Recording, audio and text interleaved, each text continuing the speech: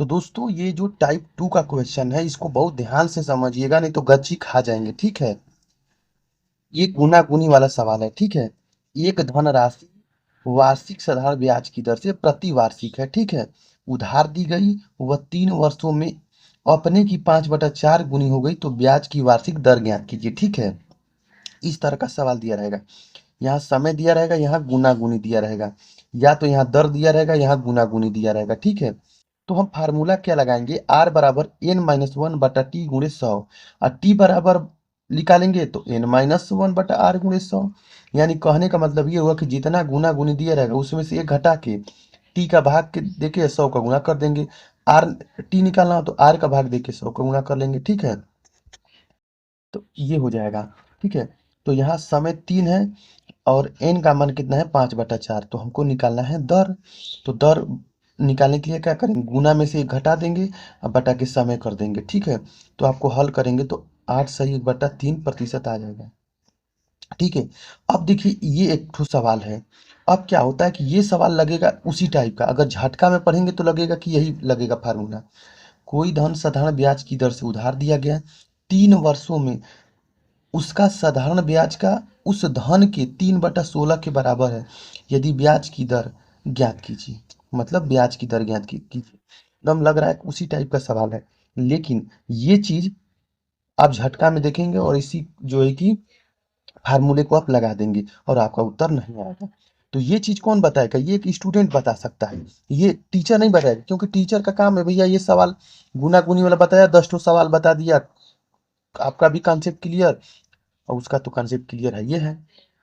तो ये चीज ध्यान रखना है आप लोग को कि देखिए देखने में उसी टाइप का लग रहा है, लेकिन एक चीज यहाँ ध्यान रखना है, यहाँ पर 3 वर्ष है और यहाँ पर दिया है कि साधारण ब्याज उस धन का 3/6 के बराबर है। यहाँ गुना दिया है जी, नहीं दिया है, तो ध्यान रखना है। तो इसको क्या करेंगे, अब देखिए क्या करेंगे, लिखा है कि साधारण ब्याज 3/16। देखिए हम इसीलिए बता रहे हैं ताकि आपको अंतर समझ में आए, मेरौनी ना हो, खिचड़ी ना हो।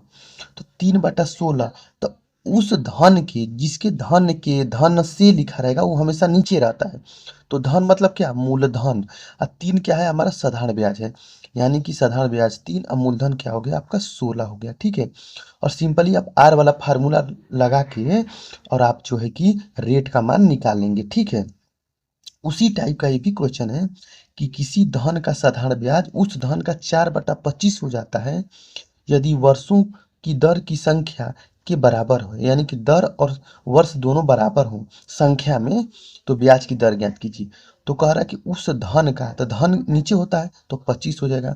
अब ब्याज कितना है, 4 है तो 4 हो जाएगा। और आप यहाँ से स- यहाँ पर दर जो है कि आपका दर जो हो जाएगा आपका क्या हो जाएगा, यहाँ से निकाल लेंगे। दर यहाँ से जब निकल जाएगा तो आप फार्मूला रख के आप आराम से आप निकाल लेंगे। अब देखिए गुना गुनी वाला अगला क्वेश्चन है कि कोई धन 5% वार्षिक ब्याज की दर से कितने वर्षों में 3 गुना हो जाएगा। देखिए अब यहाँ दर दिया हुआ है, आपसे क्या पूछा है, समय पूछा है। तो समय बराबर n-1r/100, तो 3 - 1/5 हल कर लेंगे तो 40 वर्ष आ जाएगा। ठीक है, तो ये क्या है आपका गुना गुनी वाला है। ठीक है, इसी तरह का एक और टाइप है आपका। ठीक है, यहाँ पर टाइप वाला आपका है, टाइप 7 लिखे, लेकिन इसी से रिलेटेड है, ये समझ लीजिए। ठीक है, कोई धनराशि 5 वर्षों में 3 गुना हो जाती है, तो कितने वर्षों में 5 गुनी हो जाएगी। यानी कि इसमें गुना गुनी वाला दो ठो चीज आ गया। ठीक है, तो कुछ नहीं करना, फार्मूला वही है, n1 - 1/t1 अब बराबर n2 - 1/t2। यानी कि देखिए इसमें दिया रहेगा यहाँ पर एक ठो समय और एक ठो समय पूछेगा। समय देके पूछेगा या तो गुना गुनी देके समय पूछेगा, या समय देके गुना गुनी पूछेगा। तो 5, देखिए पहला गुना 3 है और दूसरा गुना 5 है। पहला समय 5 है और दूसरा आपको निकालना है। तो सिंपली क्या करिए, बताए थे कि गुना में से घटा के नीचे क्या कर दीजिए, समय कर दीजिए। फिर बराबर करके फिर दूसरा जो गुना दिया उसमें से एक घटा के समय कर दीजिए। और 100 कहाँ गया, तो सही 100 भैया दोनों रहेगा तो कट जाएगा, और यहाँ से आप T2 का मान ज्ञात कर लेंगे। ठीक है, अब देखिए अगला टाइप आपको हम समझा रहे हैं। ठीक है, अगला टाइप हम समझा रहे हैं। ये देखिए कि किसी धन के, ठीक है, यहाँ क्या लिखा हुआ है कि किसी धन के 7 वर्ष और 10 वर्ष का साधारण ब्याज, ठीक है, साधारण ब्याज उस धन का साधारण ब्याज साधारण ब्याज में अंतर, ठीक है, किसी धन के 7 वर्ष और 10 वर्ष के साधारण ब्याज में अंतर 150 रुपया है। यदि ब्याज की दर 5% वार्षिक हो तो वह धन ज्ञात कीजिए। ठीक है, अब आपको धन ज्ञात करना है। ठीक है, तो अब देखिए ये योग और अंतर वाला है। तो सिंपली हम बताए थे कि ये क्या किसका अंतर है, साधारण ब्याज का अंतर है। जब साधारण ब्याज का अंतर दिया हुआ है तो हम भी साधारण ब्याज निकाल लेते हैं। तो 7 देखिए 7 वर्ष है और ये 10 वर्ष है। कितने रेट से, 5, ये भी 5। तो बताया था कि जब साधारण ब्याज निकालना है तो आपको इसका और इसका आपस में गुणा कर दीजिए। तो 7 पचे 35% और 10 पचे 50, 10 पचे 50, 50% हो जाएगा। और दोनों में अंतर कितने का है, 15% का अंतर है। लेकिन एक्चुअल में हमारा अंतर तो 150 का है, यानी 15% 150 के बराबर हो जाएगा। तो 15 का कितना गुना 150 होता है, तो 10 गुना होता है। तो हम बताए थे कि मूलधन हमेशा 100% होता है। तो 100 में जब 100 का गुणा कर देंगे तो हमारा क्या हो जाएगा, 1000 हो जाएगा। ठीक है, अगला देखिए, अगला क्या है कि दो समय में मिश्र धन हो, मतलब कि कोई धन साधारण ब्याज की दर से 3 वर्षों में 575 तथा 5 वर्षों में 625 हो जाता है तो ब्याज की दर ज्ञात करना है। ठीक है, अब देखिए, अब यहाँ पर 3 वर्ष में 575, 5 वर्ष में 625 हो जाता है। तो समय में कितना अंतर है, 2 साल का अंतर है। इनके अमाउंट में कितने का अंतर है, मतलब इनके बीच का गैप कितना है, 50 है। यानी कि 2 साल में 50 का अंतर है तो 1 साल में कितना होगा, यानी 2 साल में 50 रुपया बढ़ा है तो एक दिन में 1 साल में कितना बढ़ा होगा, तो 25 रुपया बढ़ा होगा। अब मैंने बताया था कि 1 साल में जो बढ़ता है उसी को ब्याज कहा जाता है। तो ब्याज हमारा 25 तो निकल गया। अब हमको चाहिए इस मूलधन, तभी तो हम दर निकाल पाएंगे। तो देखिए ये क्या है, हमारा मिश्र धन। ठीक है, 3 साल का। तो देखिए ये यहाँ पर मान लीजिए कि हम धन लिए, कोई रुपया लिए और लास्ट में कितना दिए, 25 रुपया दिए। फिर अगले साल 25 रुपया दिए, फिर अगले साल 25 रुपया दिए। तो टोटल हमारा जो है कि बन के आ गया 575। यानी कहने का मतलब कि हमारा यहाँ कितना रुपया रहा होगा, 25, 25, 25, 75 रुपया हमारा एक्स्ट्रा बढ़ा हुआ है। यानी कि 500 रुपया रहा होगा। यानी 575 में जब 75 घटा देंगे तो हमारा मूलधन कितना आ जाएगा, 500 आ जाएगा। अब ये 500 निकल गया। तो दर निकालने के लिए हमें क्या करें, 1 साल में 25 रुपया, कितने पर, 500 रुपये पर।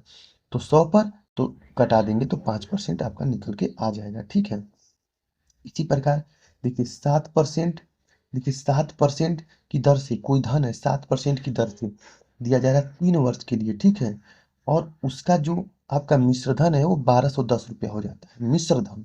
ठीक है, तो मिश्र धन क्या होता है, मूलधन प्लस आपका ब्याज होता है। मूलधन प्लस ब्याज होता है। तो 17 21% क्या हो जाएगा, 21% आपका क्या हो जाएगा, आपका साधारण ब्याज होगा। और उसमें 100 जोड़ देंगे तो हमारा मिश्र धन आ जाएगा।